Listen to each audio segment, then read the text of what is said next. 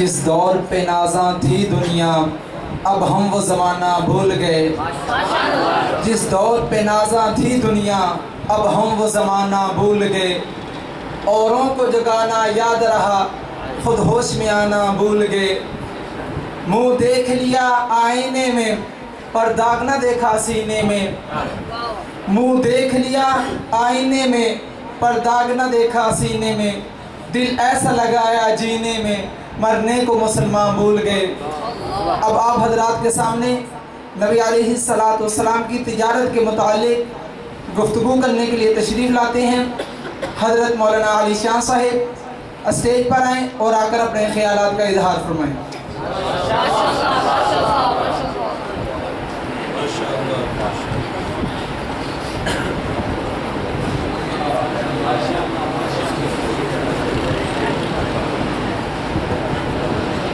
الحمدللہ الحمدللہ وکفا وسلام علی عبادہ الذین اصطفا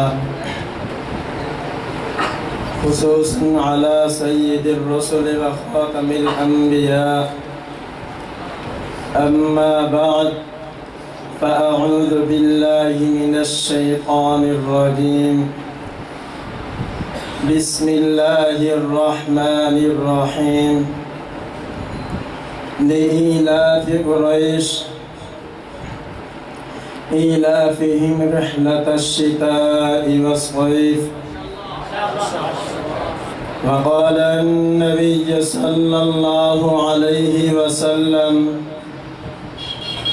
من غش فليس منا. صدق الله العظيم. گیسو محمد کی خوشبو اللہ اللہ کیا خوشبو ہے. گیسو محمد کی خوشبو اللہ اللہ کیا خوشبو ہے.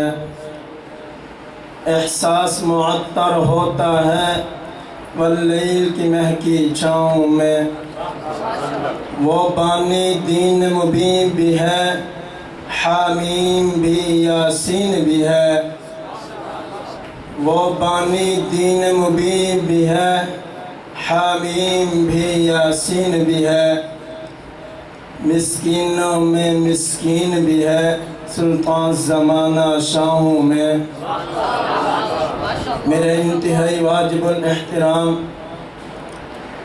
اساتذہ کرام اور میرے ہم مکتب ہم نشن ساتھیوں، آج میں آپ حضرات کے سامنے جس عنوان کو اپنے لبوں کی زینت بنانا چاہتا ہوں وہ پیارے پیغمبر علیہ السلام کی تجارت کے عنوان سے معنون ہے. سامعین محترم، تمام مذاہب میں مذہب اسلام کو یہ فوقیت و جامعیت حاصل ہے کہ اس نے عبادات اور امور آخرت ہی کے متعلق اصول و مسائل وضع نہیں کیے بلکہ دنیاوی امور کسب و معاش کے متعلق بھی احکامات بیان کیے ہیں. وہ امور جس سے آخرت بھی بنتی ہے اور سنورتی ہے. اس میں صرف عبادات داخل نہیں، معاملات اور کسب معاش کے طریقے بھی اسی میں شامل ہوتے ہیں. اسی طرح پیارے پیغمبر علیہ السلام نے جہاں عبادات کے متعلق امور بیان کیے، اس سے کہیں زیادہ معاملات کو اپنی تعلیمات کا حصہ بھی بنایا ہے. ان تعلیمات میں ایک تجارت بھی ہے. پیارے پیغمبر علیہ السلام نے ہمیں خود تجارت کر کے دکھائی. تجارت میں آپ کی امانت اور دیانت کا اس بات سے پتہ چلتا ہے جتنا مال تجارت قریش کا ہوتا تھا ان سب کے برابر حضرت خدیجہ کا مال ہوتا تھا. حضرت خدیجہ کا مال اکثر تاجر مختلف ممالک میں لے جایا کرتے تھے جن میں یمن، بحرین، مصر، افریقہ وغیرہ میں شامل ہوتے تھے.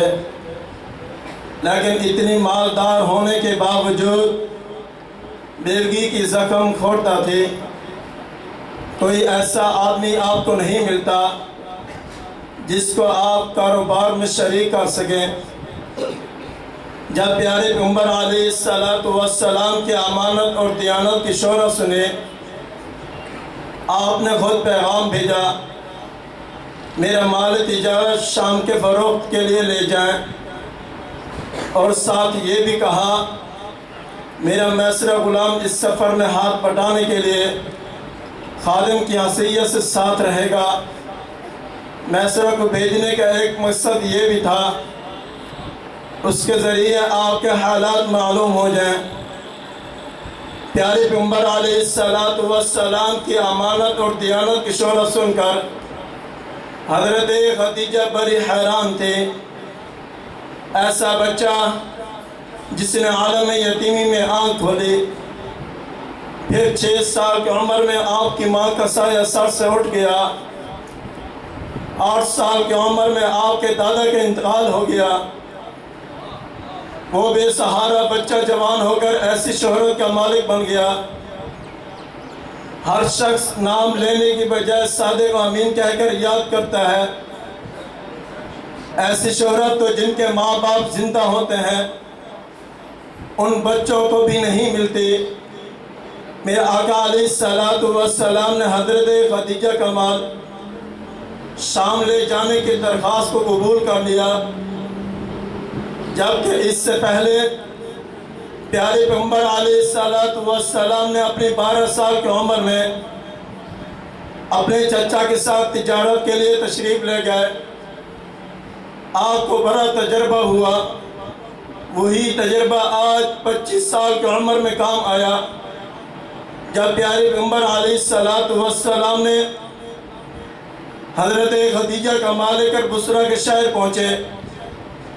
وہاں پر ایک راہب نے آپ کو دیکھا اور کہا یہ آخر الزمان نبی ہیں۔ جب پیارے پیغمبر علیہ السلام نے ملک شام پہنچے، وہاں پر خوب امانت اور دیانت کے ساتھ تجارت کی۔ اگر کسی چیز کے اندر عیب ہوتا پہلے ان چیزوں کے عیب کو بیان کرتے، پھر ان چیزوں کو فروخت کرتے۔ لوگوں نے تعجب کیا، زندگی میں ہم نے پہلی بار ایسا تاجر دیکھا ہے جو پہلے ان چیزوں کے عیب کو بیان کرتا ہے پھر ان چیزوں کو فروخت کرتا ہے۔ میرے آقا علیہ السلام کی امانت اور دیانت کو دیکھ کر بہت سارے لوگوں نے آپ سے مال خریدا، پہلے کی بنسبت بہت زیادہ نفع ہوا۔ سامعین محترم، شام کے اس تجارتی سفر میں آپ صلی اللہ علیہ وسلم سے کسی بات پر ایک خریدار نے کہا آپ لات و عزا کی قسم کھائیے۔ آپ صلی اللہ علیہ وسلم نے جواب دیا خدا کی قسم میں ہرگز ان بتوں کی قسم نہیں کہوں گا۔ اس شخص کو بڑا تعجب ہوا، کہنے لگا واللہ یہ تو مجھے وہ نبی معلوم ہوتا ہے۔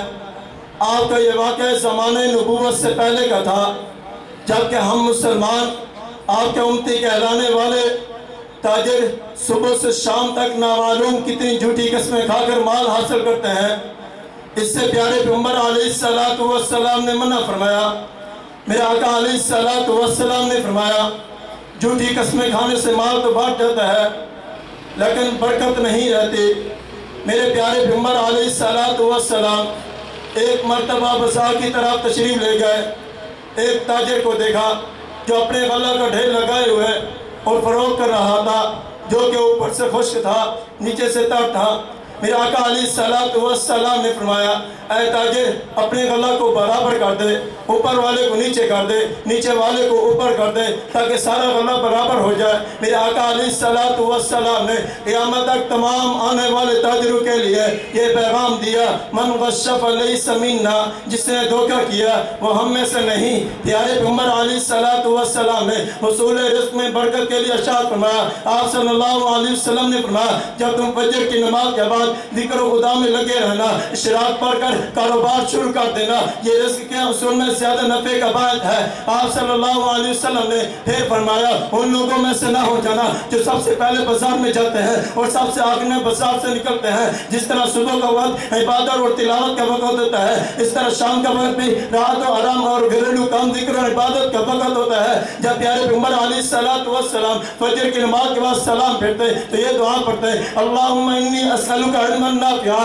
وعملا متقبلا ورزقا طیبا، اے اللہ ہمیں نفع دینے والا علم اور قبول ہونے والا عمل اور پاک رزق عطا فرما۔ پیارے پیغمبر علیہ السلام نے فرمایا ایک زمانہ ایسا آئے گا لوگ مال تو بہت دیکھیں گے لیکن حلال و حرام کا پتہ نہیں چلے گا۔ میرے آقا علیہ السلام نے فرمایا اس رب کائنات کی قسم جس کے قبضے میں محمد کی جان ہے، اگر کسی کے پیٹ کے اندر ایک لقمہ بھی حرام کا چلا گیا اس کی 40 دن تک کوئی نیکی قبول نہیں ہوگی۔ تو شاعر نے کیا کہا، بیان کرتا ہے عرب میں عام تھا لطف و کرم اس کا، بیان کرتا ہے عرب میں عام تھا لطف و کرم اس کا، یتیموں اور بیواؤں کے دل میں تھا بھرم اس کا، بیان کرتا کہ سارا ملک کہتا تھا امی اس کو، بیان کرتا کہ سارا ملک کہتا تھا امی اس کو، چنتا رحمت باری نے ختم المرسلین اس کو۔